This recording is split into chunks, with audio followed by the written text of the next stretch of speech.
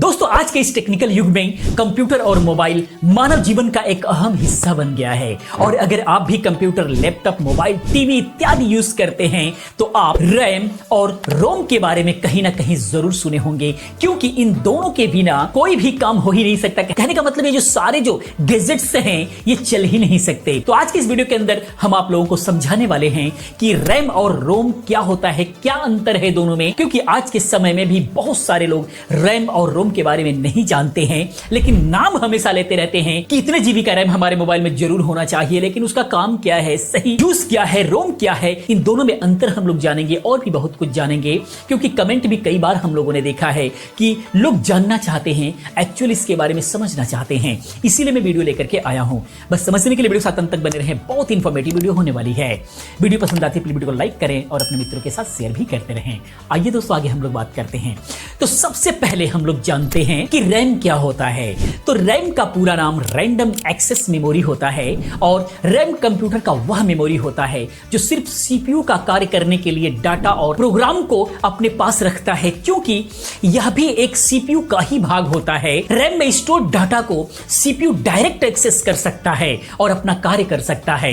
CPU को fast work करने के लिए रैम का उपयोग किया जाता है, क्योंकि अन्य मेमोरी की जो स्पीड होती है वह रैम की तुलना में बहुत ही कम होती है। रैम को बहुत ही फास्ट बनाया जाता है और रैम में डाटा तभी तक स्टोर रहता है जब तक उस डाटा का आप इस्तेमाल कर रहे हैं। जैसे कि अगर आप कोई भी सॉफ्टवेयर इस्तेमाल कर रहे हैं तब वह सॉफ्टवेयर रैम में लोड होता है, यानी कोई भी प्रोग्राम जब ओपन कर रहे हैं तो रैम में जाकर के लोड होता है और रैम से ही वो वर्क करता है। लेकिन जैसे ही आप उस सॉफ्टवेयर को बंद करते हैं वैसे ही रैम से सॉफ्टवेयर और उसका डाटा डिलीट हो जाता है, या फिर सॉफ्टवेयर का उपयोग करते वक्त ही कंप्यूटर बंद करने पर या फिर डायरेक्ट बिजली चले जाने के बाद, डायरेक्ट ऑफ होने के बाद वो सारे डाटा खत्म हो जाते हैं, जिसके कारण रैम को वोलेटाइल मेमोरी भी कहा जाता है।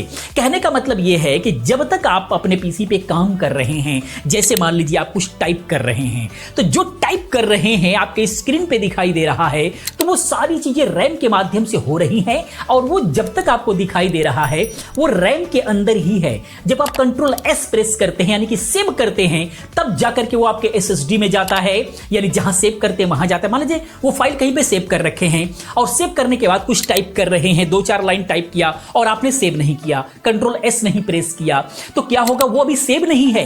वो जो भी आप कुछ काम कर रहे हैं वो सारा का सारा रैम में है। जैसे ही आप कंट्रोल एस प्रेस करेंगे वो यहां से रैम से उठ करके जाकर के आपने जहां पर भी फाइल सेव किया है उसके अंदर ऐड हो जाता है, वहां पे सेव हो जाता है। लेकिन जैसे ही आप टाइप कर रहे हैं, कंट्रोल एस प्रेस नहीं किया यानी सेव नहीं किया और लाइट चली जाती है या किसी कारण बस आपका पीसी बंद हो जाता है, तो जो 2-4 लाइन जो भी आपने सेव करने से पहले जो भी कुछ आपने टाइप किया है वो खत्म हो जाएगा, वो रैम में से चला जाता है, वो दोबारा आपको नहीं मिलता है। तो इस तरीके से काम करती है रैम। लेकिन दूसरा कोई मेमोरी इसके जगह पर यूज नहीं कर सकते, क्योंकि सभी का स्पीड इससे बहुत कम होता है। काफी लोग अभी जो है, मैंने भी वीडियो बनाया था कि पेन ड्राइव को भी आप रैम बना सकते हैं या फिर हार्ड ड्राइव से या फिर एसएसडी से भी कुछ हिस्सा काट करके आप रैम में यूज कर सकते हैं, लेकिन उसका स्पीड बहुत कम होता है। तो स्पेस के लिए तो काम कर सकता है, लेकिन स्पीड के माध्यम से अगर हम देखें, प्रैक्टिकली देखें, तो उसका कोई यूज नहीं है। अब हम बात करते हैं रोम के लिए। तो रोम का पूरा नाम जो होता है रीड ओनली मेमोरी होता है और रैम से बिल्कुल भी यह अलग होता है। मदरबोर्ड पर पहले से ही इंस्टॉल करके रखा जाता है और यह एक नॉन वोलेटाइल मेमोरी होता है जो डाटा को परमानेंट अपने पास रखता है। और रोम एक तरह से इनबिल्ट सॉफ्टवेयर होता है जिसमें हम कोई बदलाव नहीं कर सकते, थोड़ा मोड़ा सेटिंग कर सकते हैं। अब हम इसको थोड़ा सा सही तरीके से समझते हैं।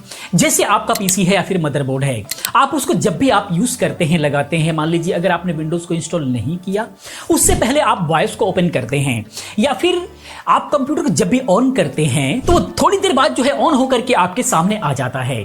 अगर विंडोज नहीं है तब भी डिस्प्ले आता है। डिस्प्ले पर अगर आप बायोस को ओपन करना चाहते हैं तो बायोस ओपन होकर के आ जाता है। तो जो ये बायोस है, बेसिक इनपुट आउटपुट, ये सारी जो प्रोग्राम है ये रोम के अंदर होता है और ये कंपनी के द्वारा, जो मदरबोर्ड का जो ब्रांड है उसके द्वारा लिखा हुआ होता है और वो रोम के अंदर होता है, जो मदरबोर्ड पे वो रोम की जो चिप है वो इंस्टॉल रहती है, उसी के अंदर प्रोग्राम रहता है। ये रोम ही डिसाइड करता है कि आपके सिस्टम को कैसे कैसे 1 बाय 1 करके ऑन होना है। जैसे ही आपने बटन प्रेस किया, रोम को पता लगता है कि आपने बटन को प्रेस किया है, फिर वो अपना काम स्टार्ट कर देता है। उसमें प्रोग्राम इस तरीके से लिखा गया है कि पहले मदरबोर्ड का कौन सा सेक्शन स्टार्ट होगा, फिर कौन सा सेक्शन स्टार्ट होगा, फिर जाकर के आपके विंडोज को इंस्टॉल करना है, लोड करना है। ये सारे के सारे 1 बाय 1 प्रोग्राम जो उसके अंदर लिखे रहते हैं और धीरे धीरे जाकर के जो है कंप्यूटर आपका स्टार्ट हो जाता है। तो ये सारा का सारा जो स्टार्टिंग का जो प्रोसेस है, ये सारा का सारा रोम के अंदर होता है।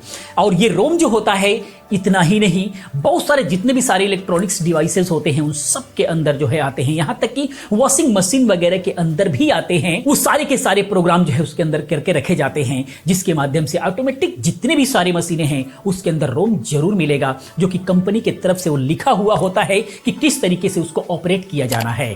तो ये होता है रोम। रोम के अंदर आप कोई प्रोग्राम नहीं कर सकते, और रोम के अंदर जो भी चीजें होती है, लाइट जाती है आती है, फिर वो उसका जो प्रोग्राम होता है उसके अंदर ऑलरेडी स्टोर रहता है।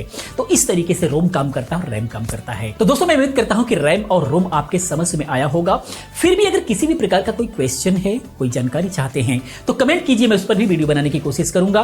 बाकी दोस्तों वीडियो कैसा लगा प्लीज आप कमेंट में जरूर बताएं। इसी प्रकार की तमाम वीडियोस को देखने के लिए चैनल को सब्सक्राइब करें, चैनल के साथ बने रहें, क्योंकि इस टाइप की तमाम वीडियोस मैं लेकर के आता रहता हूं। मिलते हैं अगली वीडियो में किसी और अच्छी इंफॉर्मेटिव वीडियो के साथ में। पूरी वीडियो देखने के लिए, चैनल को सब्सक्राइब करने के लिए आप सभी का बहुत बहुत दिल से धन्यवाद करता हूं।